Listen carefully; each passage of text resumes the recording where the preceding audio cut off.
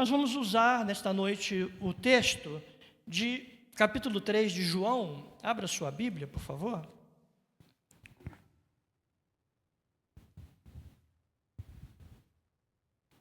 Capítulo 3 de João. Nós vamos ler alguns versículos, né? Todos acharam? Se você achou, vamos. Nós vamos ler do verso 1. Nós íamos ler apenas do verso 3 ao 8, mas para a gente ter um pouquinho mais de contexto, nós vamos ler do 1 ao 10. Tá bom? Todos acharam? Então, acompanhem, por favor. Todos conhecem esta passagem, né? É uma passagem conhecida pela maioria, né? Diz assim, acompanhem. Havia entre os fariseus um homem chamado Nicodemos, um dos principais dos judeus. Este, de noite, foi até Jesus. Ele disse: Rabi, sabemos que o Senhor é mestre vindo da parte de Deus, porque ninguém pode fazer estes sinais que o Senhor faz se Deus não estiver com ele. Jesus respondeu: em verdade, lhe digo, que se alguém não nascer de novo, não pode ver o reino de Deus. Nicodemos perguntou: como pode um homem nascer sendo velho? Será que pode voltar ao ventre materno e nascer uma segunda vez? Jesus respondeu: em verdade, lhe digo, que quem não nasce da água e do Espírito não pode entrar no reino de Deus. O que é nascido da carne é carne, e o que é nascido do Espírito é Espírito. Não fique admirado por eu dizer: vocês precisam nascer de novo.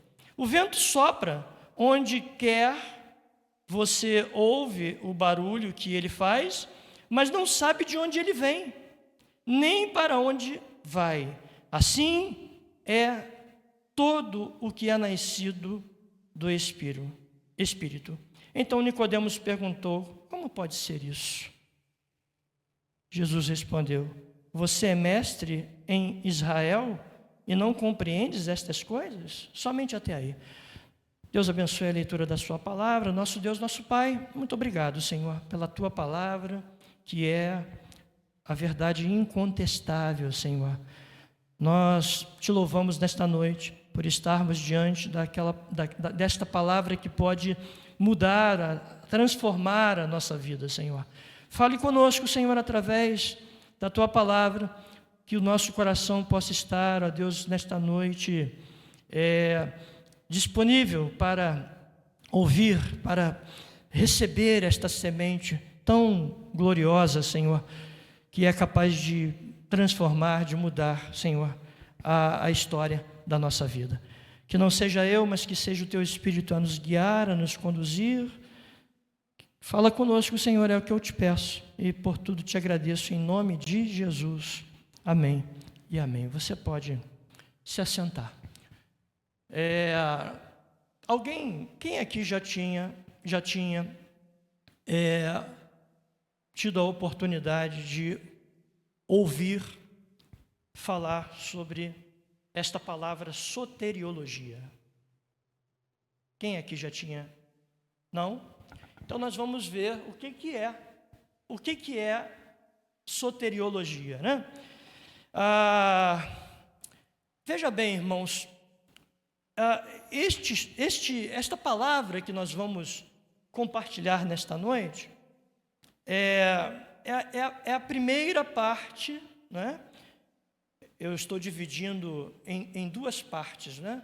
Porque não teria como a gente falar tudo em uma só. Então a gente está separando em duas partes.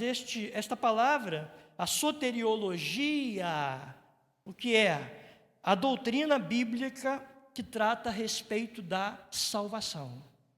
Então, a soteriologia é a doutrina bíblica que trata a respeito da salvação, com foco no que os teólogos reformados chamam de Ordo Salutis, que é uma palavra de origem latina, né? E que quer dizer ordem da salvação. Ou seja, como é que se processa a salvação?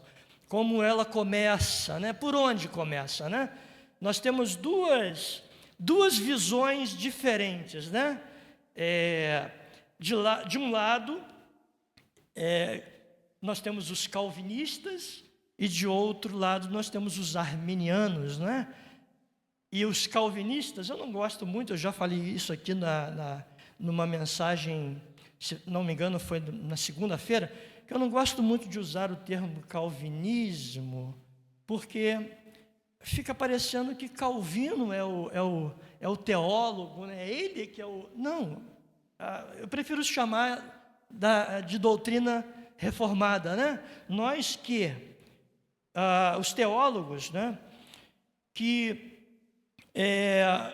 tratam, né? Os teólogos reformados que tratam acerca deste assunto, a Ordo Salutis, ordem da salvação, o nosso ponto de partida, irmãos, é a regeneração, também conhecida como novo nascimento, não é?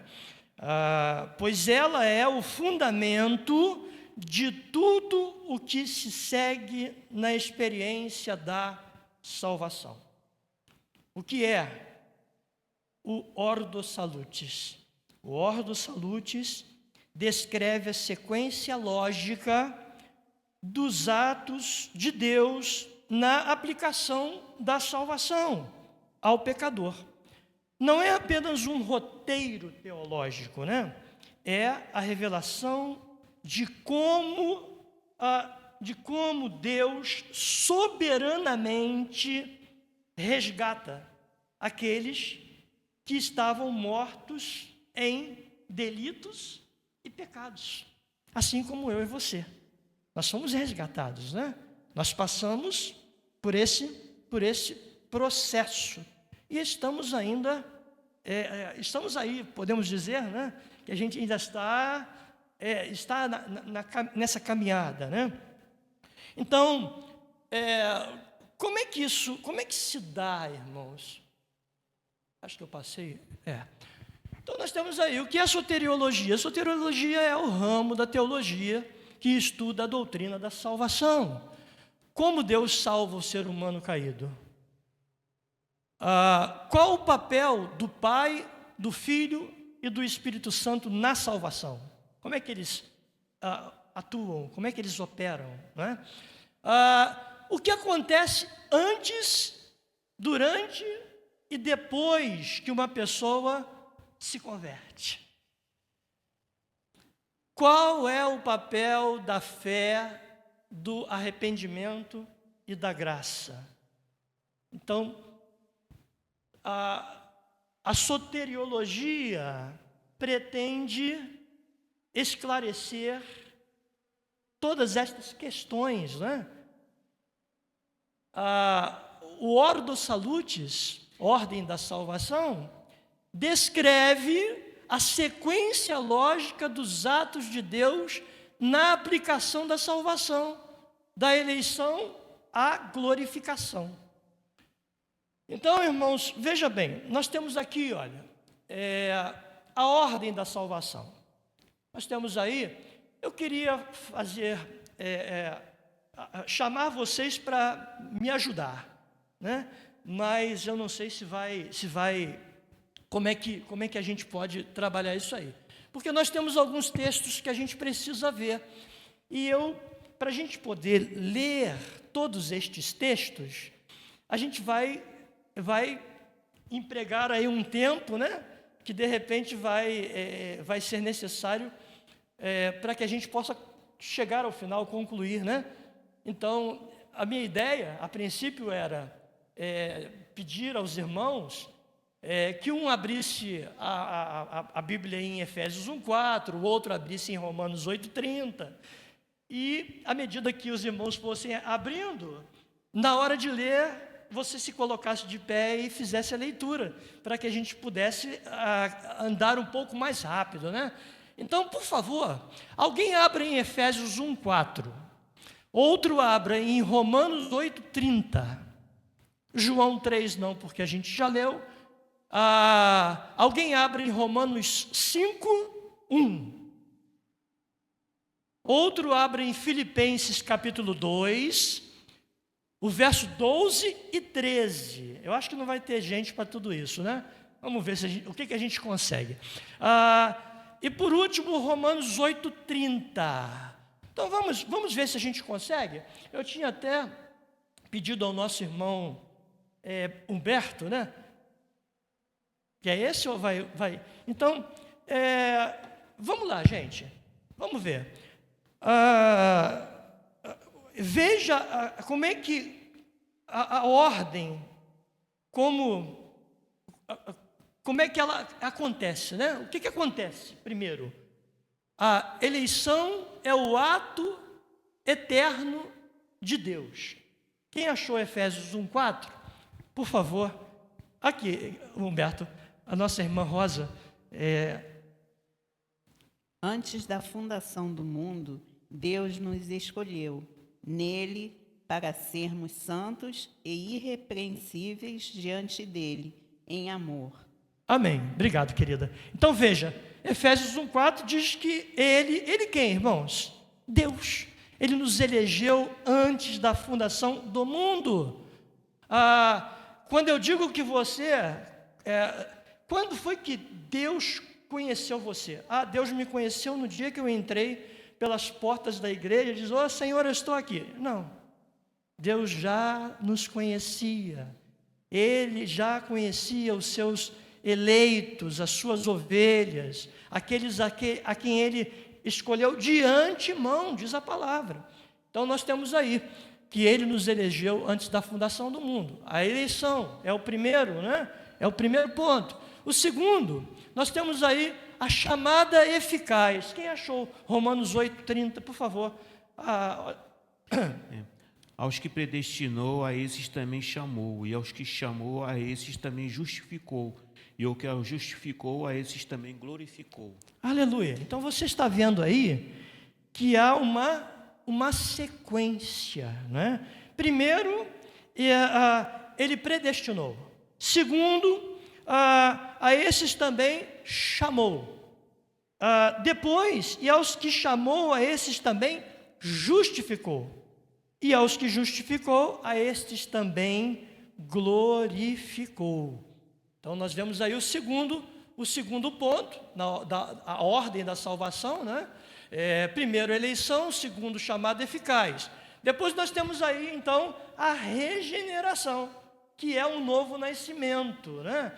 A gente vai ver mais para frente que não pode haver novo nascimento sem que antes haja o quê? Tem que haver eleição, tem que haver chamada eficaz, né? E regeneração, novo nascimento. A gente vê que é uma sequência, né? A seguir nós temos aí a fé e arrependimento, né? Ou seja, é a resposta da regeneração. E conversão. Ou seja, ninguém confessa Jesus como Senhor se antes não for regenerado. Primeiro você é regenerado, para depois então você se nascer de novo. É essa a sequência, a ordem. Há uma outra linha que diz que não, primeiro você nasce de novo e depois então você é regenerado, né? Mas não. A sequência que nós, como reformados, né, que seguimos a linha calvinista, no caso, é nessa sequência que nós caminhamos, né? Esse é o caminho. Então nós temos aí. Depois nós temos a justificação, que é quando Deus nos declara justos. Abra, por favor, quem leu aí, quem já abriu Romanos 5:1, por favor. Alguém já abriu? Romanos 5:1. Preste atenção. Justificá-los, pois, mediante a fé, temos paz com Deus por meio do nosso Senhor Jesus Cristo. Amém. Obrigado, irmão. Então, justificados, pois, pela fé, né, temos o quê? Paz com Deus. Então, aí, o quinto ponto, né, da ordem da salvação é a justificação. Na sequência, nós temos a santificação. Filipenses 2, o verso 12 e 13. O que diz? Quem achou? Filipenses 2, o verso 12 e 13. Alguém? Eu vou ler aqui rapidinho, olha, preste atenção. Assim, meus amados, como vocês sempre obedeceram, não só na minha presença, porém, muito mais agora, na minha ausência, desenvolvam, olha o que ele diz, desenvolvam a sua salvação com temor e tremor, porque Deus é quem efetua em vocês tanto o querer como o realizar segundo a sua boa vontade. Então, é Deus quem opera, é Ele quem trabalha na vida do perdido, né? Daquele que está longe. É Ele quem age, quebrando as resistências, trabalhando no coração desse pecador, né? Para que ele possa, então, receber a palavra. E após você receber a palavra, você precisa continuar, né? Há um processo, né? Você precisa continuar efetuando a sua salvação com temor e tremor, e a gente sabe que é Deus quem trabalha do início ao fim, é Ele quem age do início ao fim na nossa salvação.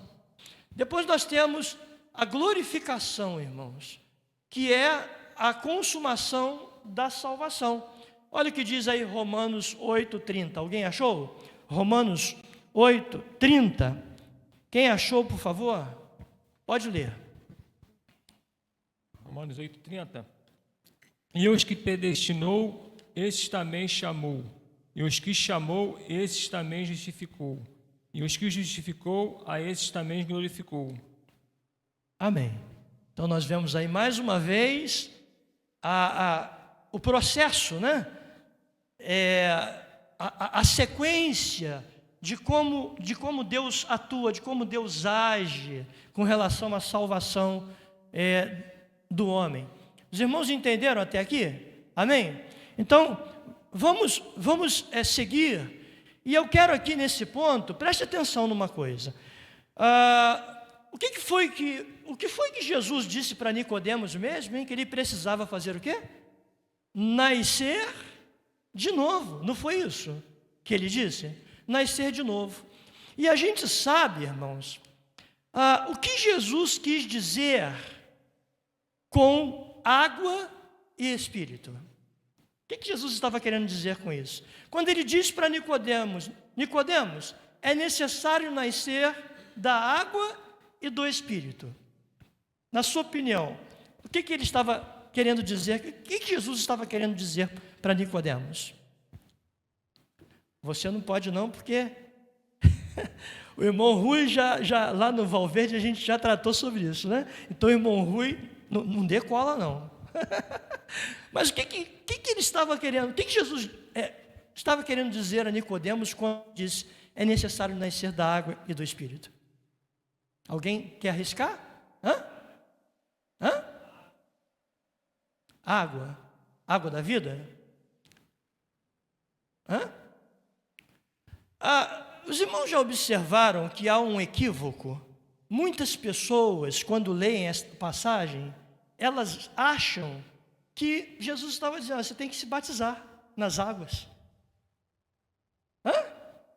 Muita gente, eu já vi várias pessoas dizer, Não, Jesus estava querendo dizer para Nicodemos que ele tem que descer das águas, ele tem que se batizar das águas. Você já ouviu alguém dizer isso? Eu já ouvi várias pessoas. Isso é um equívoco. Não é isso que Jesus estava querendo dizer.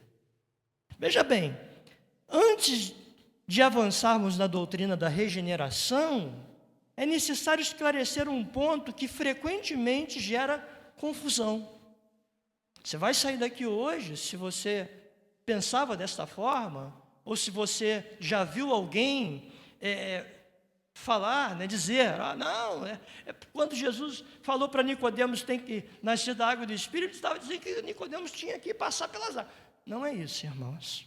Não é isso. Essa visão é equivocada. O que Jesus quis dizer quando afirmou em João 3,5 que é preciso nascer da água e do Espírito?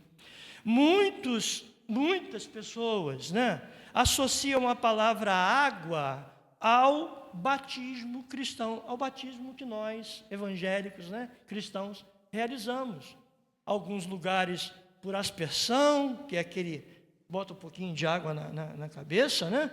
Os nossos irmãos presbiterianos, a forma de batismo na igreja presbiteriana é assim, é por aspersão, né?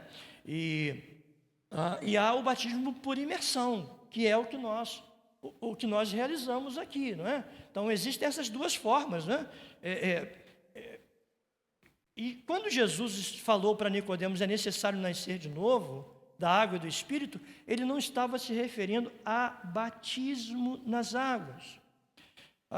Muitos pensam, né, que a palavra água, associam a palavra água ao batismo nas águas. No entanto, essa interpretação não resiste a uma análise cuidadosa do contexto, nem histórico, nem bíblico. E aí nós vamos ver. Primeiro, a confusão comum, né?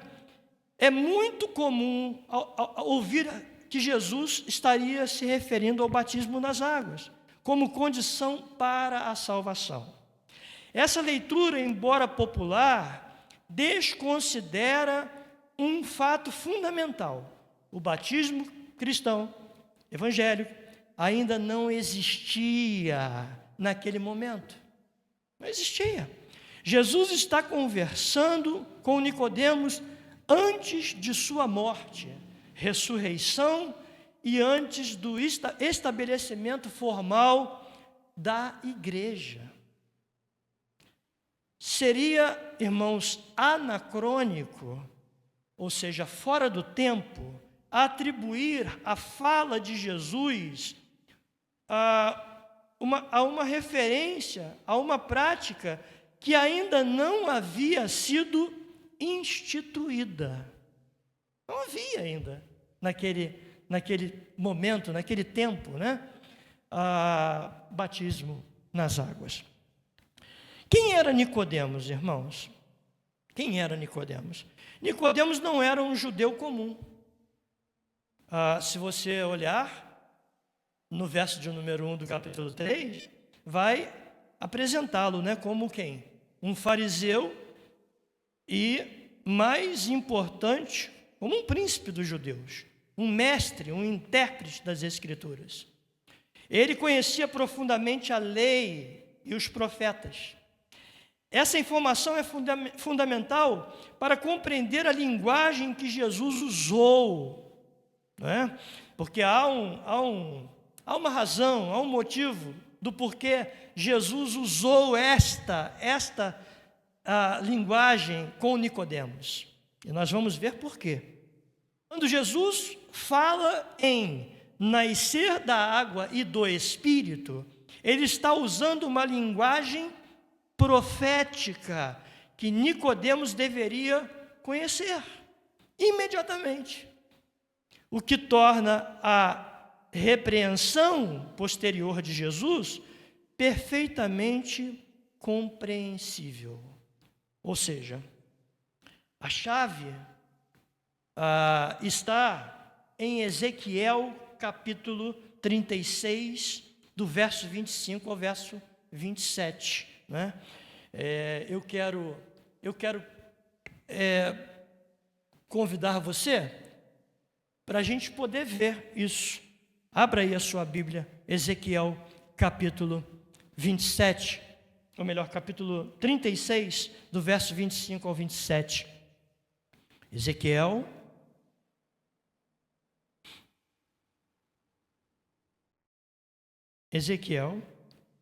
no capítulo 36, no verso 25 a 27. Todos acharam? Achou? Olha o que Jesus está... olha o que está dizendo o livro do profeta Ezequiel, no capítulo 36, no verso 25 ao 27. Acompanhe, por favor. E aspergireis sobre vós o quê? Água limpa, pura. E ficareis o quê? Limpos de todas as vossas imundícies. E de todos os vossos ídolos vos purificarei. E dar-vos-ei um coração novo. E porei dentro de vós um espírito novo. E tirarei da vossa carne o coração de pedra. E dar-vos-ei um coração de carne. E porei dentro de vós o meu espírito. E farei que andeis nos meus estatutos. E guardeis os meus juízos e os observeis. Então, olha para cá.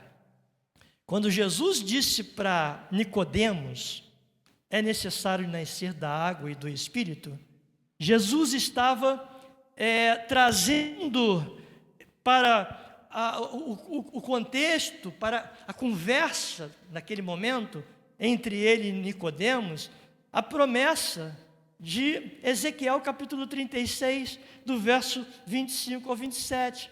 E por que Jesus traz isso à baila?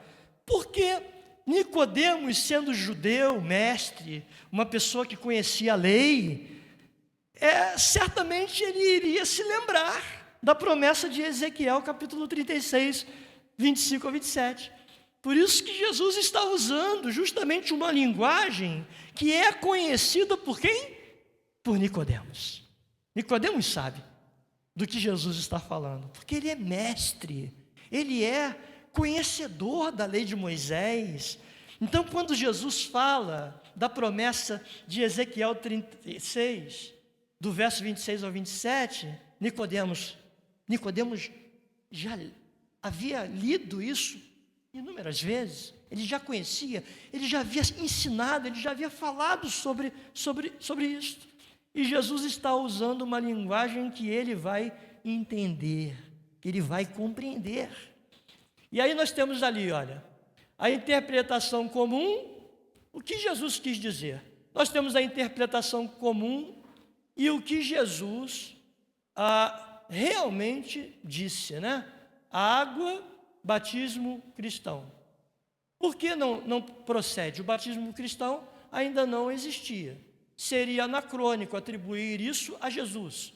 Nicodemos era um mestre do Antigo Testamento, né? Da lei, ele conhecia, né? Então, não um cristão. E aí o que Jesus realmente disse? Nós temos aí referência a Ezequiel 36, que nós lemos. Água, qual é a finalidade, a função? Purificação prometida. O Espírito, transformação interior. Versos 26 e 27. Jesus cumpre a promessa profética do Antigo Testamento. Olha só que coisa maravilhosa, né, irmãos? Por que a gente precisa aprender, né, estas questões? Porque, do contrário, a gente vai... Você já viu uma coisa? Quem aprende errado vai ensinar errado. E a tendência é outras pessoas sendo formadas de maneira errada. E é por isso que nós louvamos a Deus, porque aqui a gente tem a oportunidade de aprender a gente tem a oportunidade de fato, crescer na graça e no conhecimento de nosso Senhor e Salvador Jesus Cristo. Aspergirei sobre vós água limpa e porei dentro de vós o meu Espírito. Em Ezequiel 36, Deus é o único sujeito ativo. Eu, olha só, eu aspergirei, eu darei, eu porei. Eu, Deus. É Ele, irmãos. É Ele, do começo ao fim. É Ele quem opera em nós o querer e o efetuar, o realizar. É Ele. Nós não estamos aqui nesta noite porque lá um belo dia, eu decidi, eu vou lá na igreja. Está enganado. Nós não estamos aqui porque a gente escolheu, a gente decidiu. Você pode até pensar que foi você, né? Mas eu estou aqui porque fulano, lá o meu vizinho me convidou para ir. Ele foi instrumento nas mãos de Deus, irmãos. Mas na verdade foi Deus agindo, trabalhando, quebrando. Deus ele age desta forma. Veja que Ele tira a venda dos olhos, o tampão dos ouvidos. No lugar do coração de pedra Ele coloca um coração de carne. Ele coloca em nós o Espírito, porque sem o Espírito você não vai confessar. Olha, se não for pelo Espírito, o pecador não reconhece que Jesus Cristo é o Senhor. Ninguém pode dizer Jesus Cristo é o Senhor se não for pelo Espírito. Olha como é que Deus trabalha, irmãos. Aqueles a quem Ele deseja, a quem Ele de antemão escolheu, como nós vimos, desde antes da fundação do mundo, assim como eu e você que estamos aqui, Ele foi nos buscar, lá onde nós estávamos. Ele foi lá, não fomos nós quem fomos a Ele, Ele veio até nós, e Ele estendeu a mão e disse: hoje eu vou te salvar, hoje eu vou mudar a tua vida. É Ele, irmãos. Então, a gente precisa entender bem essa questão. Amém? Alguém quer perguntar alguma coisa? Alguém quer, de repente, comentar alguma coisa? O irmão Rui gosta de comentar. Fala, irmão Rui.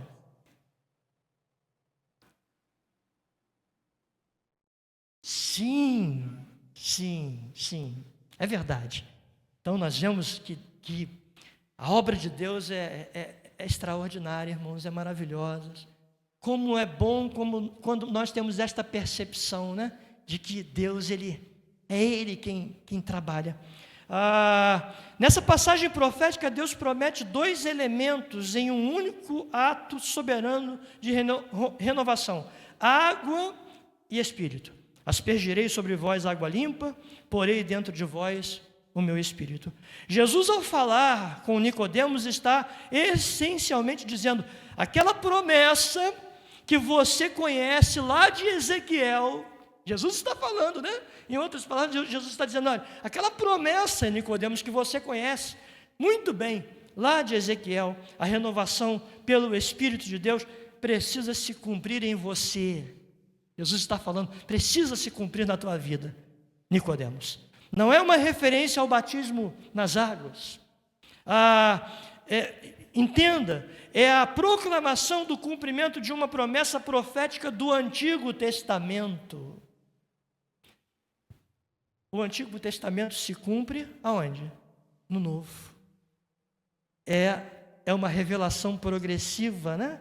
Que começa lá no Antigo Testamento e que vai se... né? Jesus veio a este mundo, mas antes de Ele vir, já havia sido o quê? Profetizado. Já havia sido predito que ele viria. E se cumpriu no seu nascimento, quando Ele veio. Quando Ele se fez, né, homem. Ele veio reconciliar o homem consigo mesmo. Então nós temos aí a repreensão de Jesus faz sentido. Jesus respondeu e disse: tu és o mestre de Israel e não sabes estas coisas? No verso 10, não foi? A surpresa de Jesus diante da ignorância de Nicodemos só faz sentido se a referência fosse algo que um mestre em Israel deveria reconhecer. Do contrário, não teria sentido. E de fato era Ezequiel 36, era uma das grandes promessas messiânicas do Antigo Testamento. Nicodemos deveria ter conectado as palavras de Jesus com a profecia de Ezequiel imediatamente. E aí, irmãos, nós temos aqui um reforço à soberania de Deus na regeneração. Observe que Ezequiel 36, o sujeito ativo e toda a ação é de quem? De Deus. É Deus que está agindo, que está atuante, né? A condição do homem antes da regeneração. Veja, o problema do homem não é a fraqueza, é a morte espiritual. O homem está morto. Então nós temos aí morto em pecados. Efésios 2, de 1 a 3, nós vemos que o homem não estava doente, estava morto sob o domínio do príncipe das potestades do ar. A palavra diz lá que vós estáveis mortos em delitos e pecado, andando segundo o príncipe das potestades do ar, do espírito que opera, o que atua nos filhos da desobediência, no qual vocês eram um destes. Então nós estávamos nesta condição. Depois nós temos aí, nessa condição, além de estar morto em pecados, o homem não busca a Deus. Não busca, irmãos, porque o morto não busca. Não busca, não tem como, ele está morto. Então, entenda uma coisa: o homem morto, a única voz a que o homem morto espiritualmente ouve é a voz de Deus, é a voz de Jesus. Alguém pode dizer assim: mas morto não ouve? E Adão, que quando pecou, Deus falou assim: Adão, onde tu estás? Né? Mas Adão ouviu a voz de quem?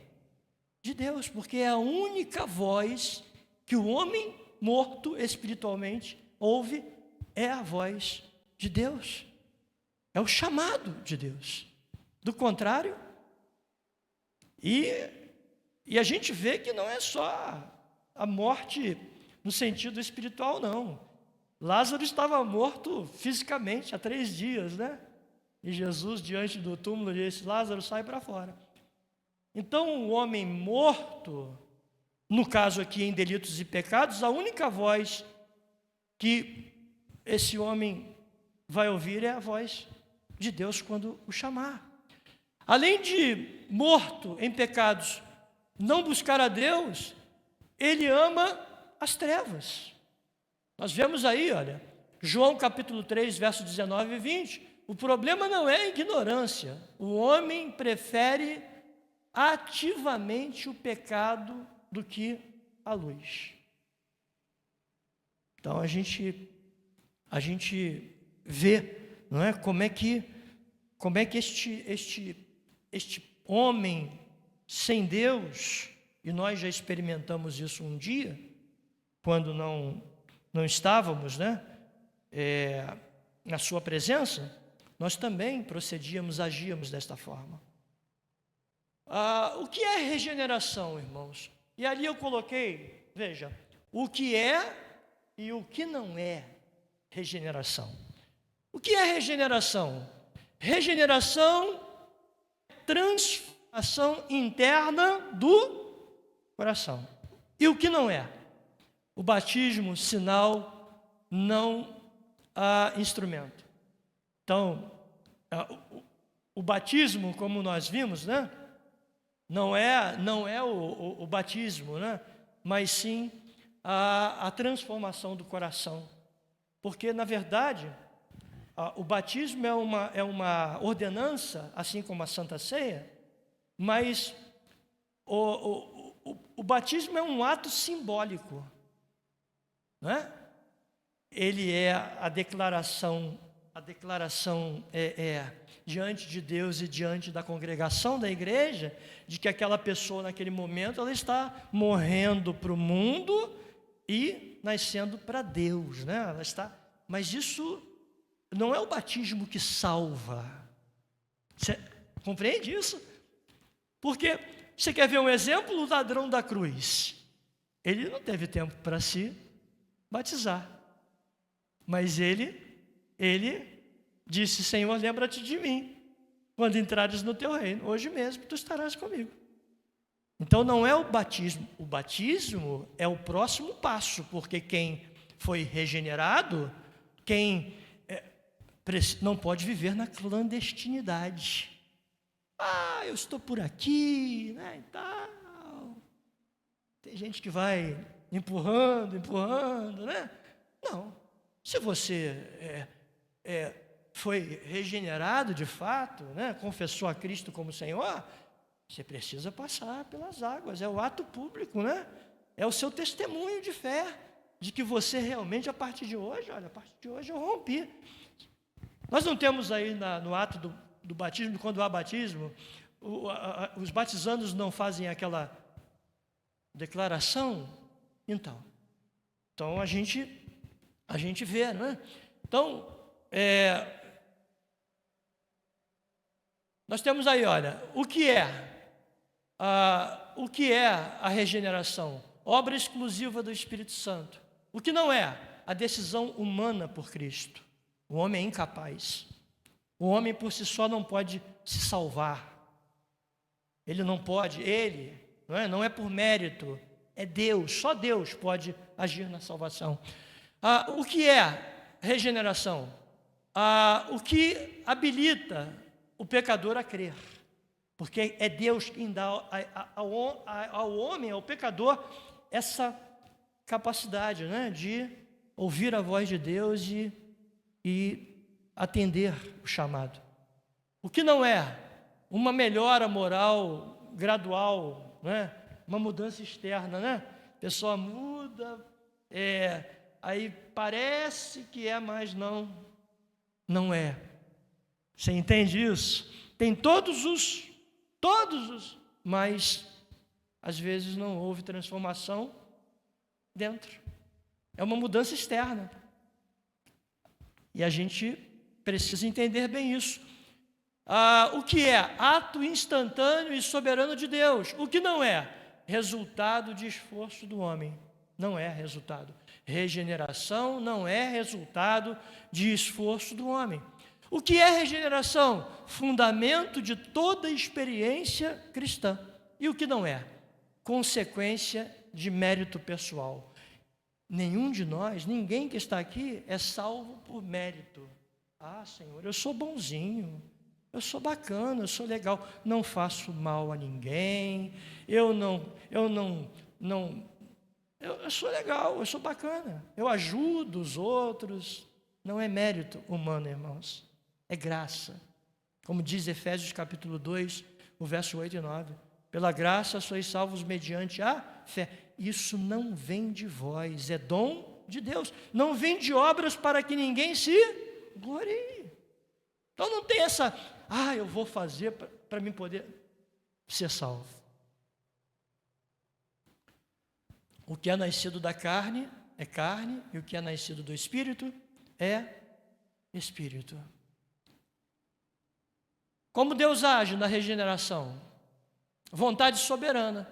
João 1,13. Não do sangue, nem da carne, nem do homem, mas de Deus. Como Deus age na regeneração? Pela palavra. É pela palavra que o pecador é regenerado. Regenerados pela palavra de Deus, viva e permanente. Eu queria ler cada um destes versículos, irmãos, mas o tempo isso aqui é tão importante a gente ler, para você ver que tem embasamento bíblico, não é uma coisa que a gente está inventando, né? A gente precisa falar e contextualizar, mostrar que o que está sendo dito tem amparo, tem base, tem fundamento nas Escrituras. Como Deus age na regeneração? Pelo Espírito. João 3,5, 5 e 6, e Tito 3,5, nascidos do Espírito, renovados pelo Espírito. Como Deus age na regeneração? Pela graça. Efésios 2, 4 e 5, vivificados em Cristo, salvos pela graça. E, por último, união com Cristo. Romanos 6, o verso 4 e 5, sepultados e ressuscitados com Cristo em novidade de vida. Eu estou correndo um pouco, irmãos, porque a hora já foi, né? Então, a graça é irresistível. Sem regeneração, preste bastante atenção nisso. Sem regeneração e com regeneração. Sem regeneração, grave bem isto, sem regeneração é impossível crer em... É impossível. Se o homem não for regenerado, ele não vai crer. Sem regeneração, é impossível crer em Cristo. O coração está morto e resiste a Deus por natureza. Agora, com regeneração, é impossível não crer em Cristo. E aí, o Espírito transforma o coração e ele passa a querer Deus. Aquele homem que até então resistia, agora depois de regenerado, ele quer Deus na sua vida. Amém? Olha a diferença, né? Ninguém pode vir a mim, Jesus disse em João capítulo 6, verso 44, e esse versículo ninguém pode vir a mim se o Pai não trouxer. E todo aquele que vier a mim, de maneira nenhuma eu lançarei fora, né? Eu darei a vida eterna, enfim. Isso não é violência contra a vontade humana, é a transformação dela. Deus transforma a vontade humana. Deus muda o coração de modo que o homem passa a querer, não por imposição, mas livremente, o que Deus quer para a sua vida, para ele. Isso é lindo ou não é, irmãos? Fala a verdade. Saber que a nossa vida está nas mãos de um Deus soberano. O homem morto, as suas decisões são as piores possíveis, né? Então nós vemos que nós temos aí a visão reformada e a visão arminiana, né? São dois caminhos um pouco diferentes, né? Embora a gente sabe que ambas as posições afirmam que a salvação é pela graça, né? Visão reformada, regeneração depois da fé. Já a visão arminiana, fé depois da regeneração. Então há uma diferença ali, né? A visão reformada, Deus age primeiro soberanamente. E a visão arminiana, o homem responde, Deus regenera. Então, na visão arminiana, depende do homem. Se ele não for, Deus não vem.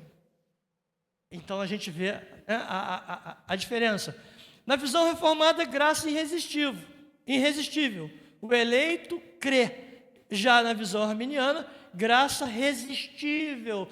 Porque aquela linha teológica, eles acreditam que a graça de Deus pode ser resistida, que Deus pode resistir o chamado de Deus. E na verdade a graça de Deus é irresistível. Quando Deus chama, irmãos, não há como o homem dizer não.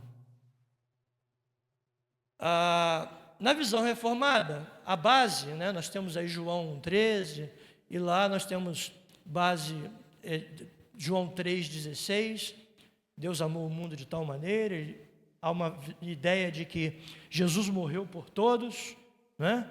Mas se ele morreu por todos, todos deveriam ser salvos, né? Mas na verdade, nem todos se salvam, porque às vezes há uma palavrinha ali que fica esquecida, né? Deus amou o mundo de tal maneira que deu seu Filho unigênito para que todo aquele que nele crê. Quem crê e quem não crê. Não é?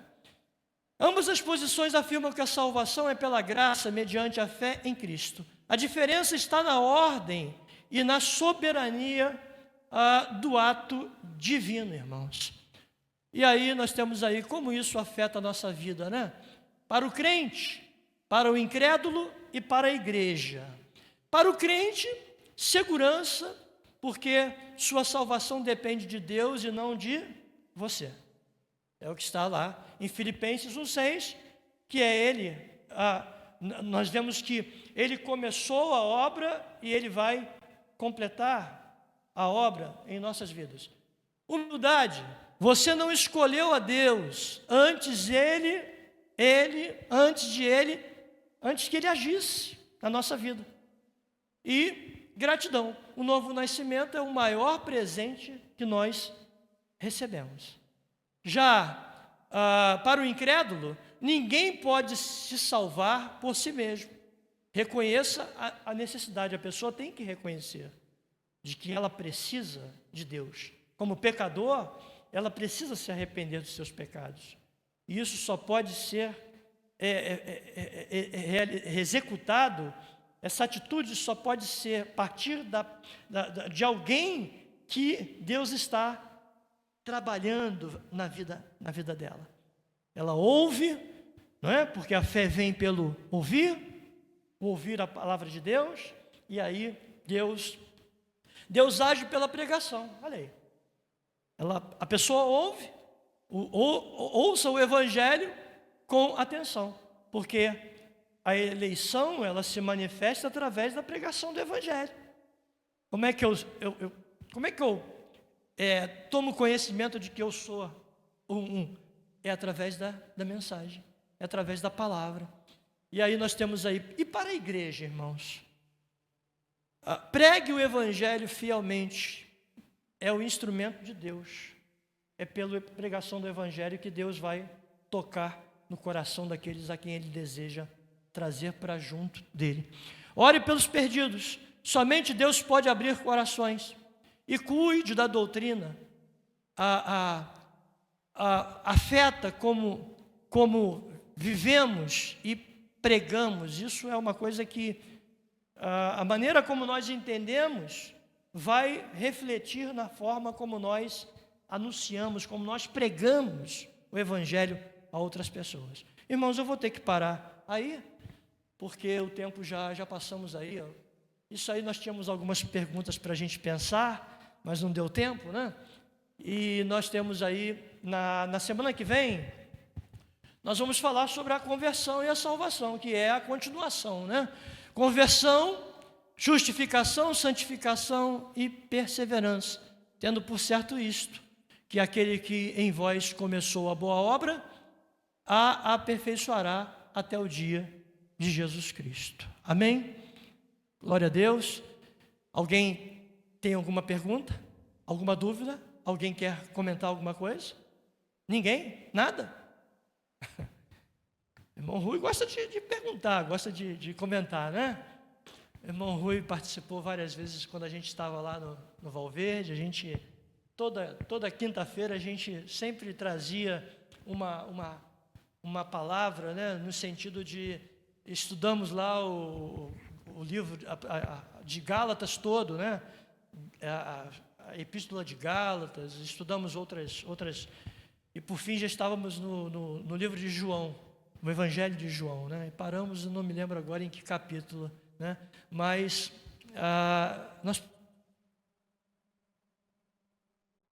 nós precisamos aprender as Escrituras.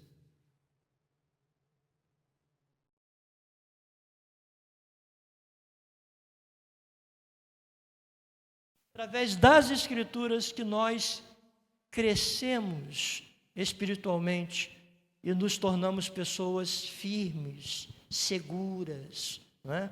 Então, é importante que você aprenda, valorize esse momento, né?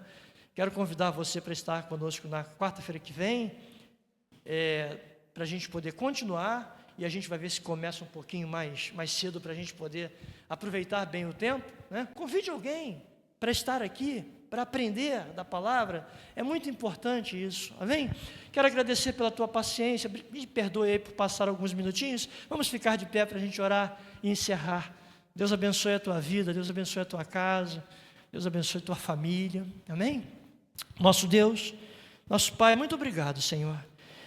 Obrigado porque mais uma vez temos a oportunidade, Senhor, de trazer a baila, de poder, Senhor, estar aqui tratando a respeito destes assuntos relacionados à Tua Palavra, que são tão importantes, tão necessários, ó Deus, em nossa vida. Nós não queremos ser ignorantes acerca da Tua Palavra, nós queremos aprender, nós queremos conhecer, porque entendemos que à medida em que nós vamos conhecendo, nós vamos mudando a nossa forma de te servir, de te enxergar, de compreender a maneira como o Senhor age no nosso meio, age na nossa vida. Senhor, nós vamos entendendo tanta coisa, compreendendo tanta coisa, que antes, por falta de conhecimento, nós não entendíamos, Senhor.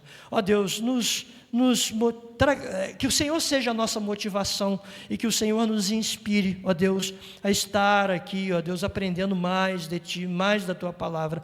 Agora, Deus, em nome de Jesus, leva-nos em paz, guarda-nos no caminho, nos conceda uma noite de descanso, de sono reparador, restaurador, e prepara tudo no dia de amanhã conforme a Tua vontade. Livra-nos, ó Deus, dos acidentes, das balas perdidas, das mãos do homem mau, perverso. Ser conosco é o que nós te pedimos e por tudo te agradecemos em nome de Jesus. Amém e amém.